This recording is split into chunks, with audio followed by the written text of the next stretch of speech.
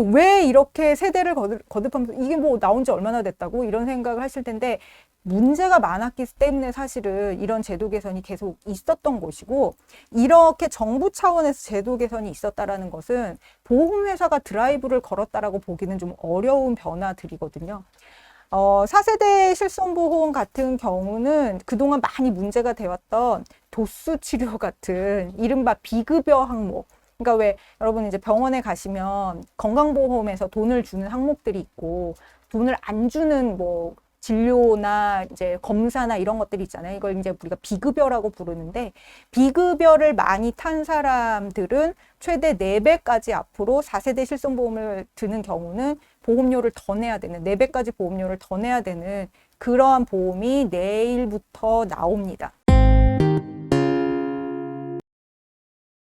네, 첫 번째 뉴스는 예. 팔수록 적자 안 팔아 보험사들 실손보험 손절 나섰다 이런 제목인데요. 조금 과장된 면이 없지는 않습니다. 여기서 지금 손절 나섰다라고 하는 보험사들은 생보사들이고요.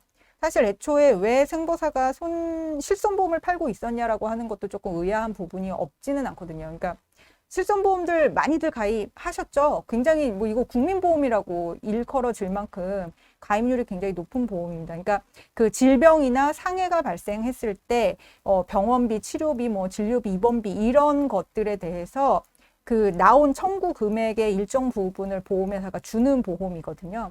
근데 이제 지금 말씀드렸다시피 실제 손해가 난 부분을 보험금으로 지급하는 보험이기 때문에 애초에 생보사하고 맞지 않은 부분이 있었습니다.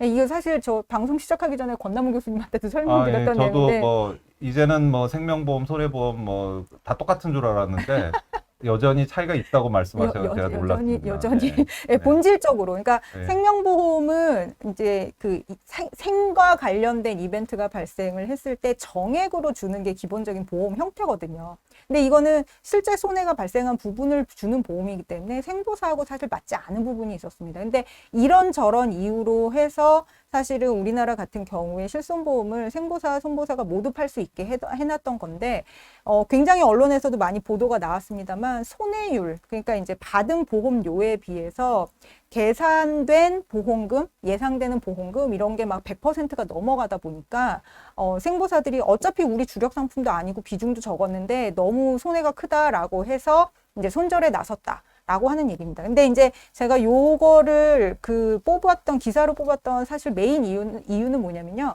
내일부터, 그러니까 딱 상반기 지나고 하반기가 시작되는 내일 7월 1일자로 이른바 4세대 실손보험이라는 게 출시가 되거든요.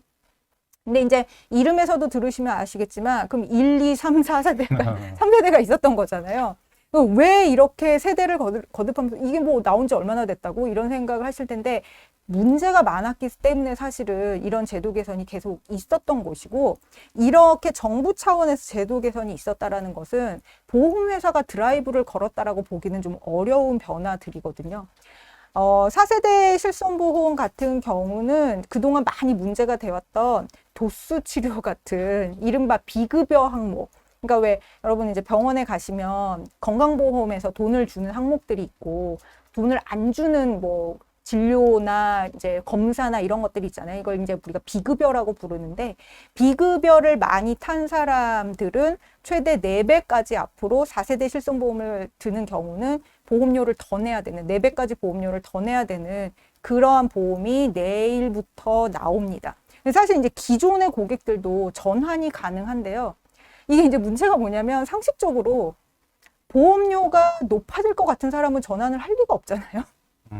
그죠? 그리고 이제 기존의 사람들은 또 이런저런 이유로 해서 그러니까 보험료가 싸질 것 같은 사람들은 전환하고 보험료가 비싸질 것 같은 사람들이 전화를 안 하면 이게 이제 정말 문제가 되는 거거든요. 예, 경제학에서 뭐 우리가 이 역선택이라고 보통 잘 부르는데요. 맞습니다. 예, 이게 전형적인 보험 산업은 보험 상품은 거의 그 문제를 어떻게 가장 해결하느냐. 대표적인 산업이죠, 사실은. 네네네. 이게 역선택이라고 시장의 실패라고 얘기할 때 이제 몇 가지 시장에 맡겨서 잘 안 될 가능성이 있는 이제 몇 가지의 이제 이슈들이 있는데 그 중에 이제 대표적인 게 정보의 비대칭성이고 그 정보의 비대칭성 중에서도 또 유명한 것이 이제 역선택인데 그게 아주 전형적으로 보험 맞습니다. 상품에서 이제 나오는 거죠. 지금 그래서 이렇게 뭐 4세대 실손보험이 나왔다라고 하지만 보험회사 입장에서는 좀 사실 시작도 전부터 굉장히 시큰둥한 입장이고요. 팔고 싶어서 판다기보다는 정부가 이렇게 제도 개선을 했으니 팔아라라고 해서 특히 이제 손보사들 같은 경우는 기존의 비중도 원체 요 실손 비중의 비중도 높고 그다음에 뭐 안 팔 수도 정부는 입지 보느라고 안 팔 수도 없는 그런 부분도 굉장히 커서 하기는 하는데 이미 제가 지금 말씀드린 이유 때문에 네, 돈이 될 만한 고객들은 그냥 눌러 있고 안 될 만한 고객들은 전환을 하고 뭐 이렇게 되면 오히려 더 손해가 가중될 우려가 굉장히 크다라는 부분이 있고요. 그 다음에 이제 또 덧붙여서 부수적으로 지금 당장은 아니지만 걱정되는 문제 중에 하나는 이 실손보험의 비중이 중소형 손보사들이 큽니다. 그러니까 왜 그러냐면 손해보험에서 대표적으로 다루는 상품 중에 자동차 보험이 있는데 여러분들 이렇게 딱 떠올려 보시면 자동차 보험은 대부분 대형사들에서 하잖아요.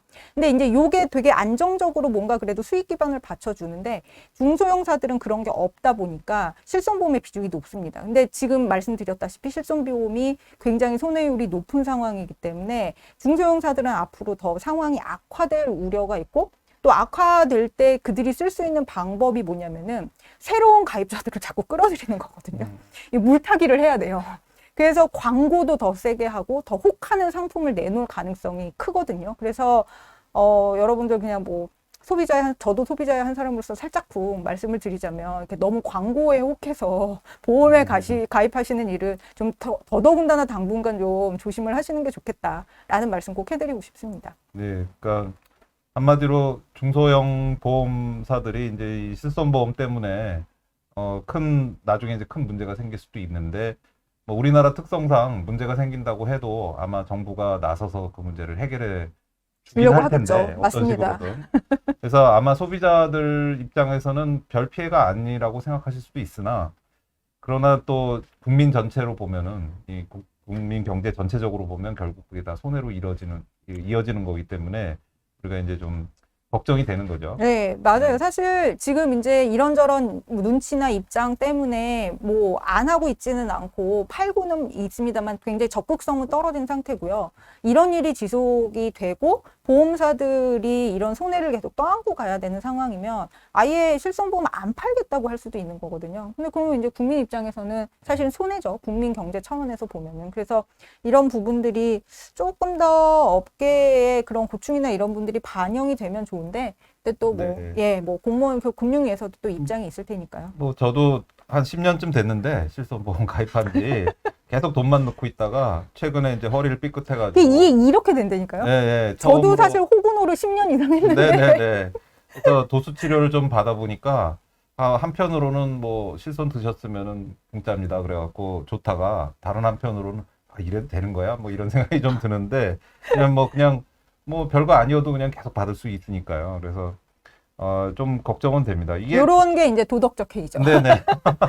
아니 아까는 역선택 저는 말씀드렸고 집어넣은 돈하고 비교하면은 아, 이걸 맞아요. 도덕적 해이라고 맞아요. 얘기하기는. 우리 아직도 예. 호구예요. 아직도 네, 호구인데 네, 네. 근데 이제 뭐 네, 그러니까 이게 그렇습니다. 보험 상품이라는 게 이게 디자인이 어렵기 때문에 사실 뭐 그냥 그 기업들에게 맡긴다고 해서 꼭 다 해결되는 건 아니지만 그 기업들 입장에서도 굉장히 어떤 손해율이라든지 이런 거를 잘 생각해서 뭐 어떤 건 되고 어떤 건 안 되고 이렇게 하는데 뭐 짐작하셨다시피 우리나라에서는 워낙 간섭이 심해서 뭐 예를 들어서 뭐 도수치료 이제 이건 너무 이게 뭐 손해의 주원이다 그래서 이 도수치료는 좀 빼야 되겠다 이런다고 그게 되는 게 아니거든요. 아니죠. 예. 그러니까 정부가 왜 안 돼? 해줘. 뭐 다른 이러시면 이름의 되니까. 치료가 나올 수도 있어요. 네, 네. 그 최근에 현 정부에서 이른바 문재인 케어라고 그래가지고 그 비급여에 대한 맞습니다. 그 혜택을 많이 확대를 했는데 똑같은 현상입니다. 그래서 이 결국 실손보험이 이렇게 문제가 생긴 거는 비급여를 많이 혜택을 줬는데 그 부분에서 어떻게 보면은 그런 도덕적 해이나 이런 거를 막을 방법이 없어져서 생긴 부분인데요. 그런데 그냥 무턱대고 혜택을 늘린다고 해서 비급여를 계속 늘리다 보면 결국은 보험사업 전체가 파산으로 갈 수도 있는 그런 부분이 있기 때문에 좀 더 조심해야 되는데 과연 그렇게 잘 되고 있는가 약간 좀 걱정은 됩니다.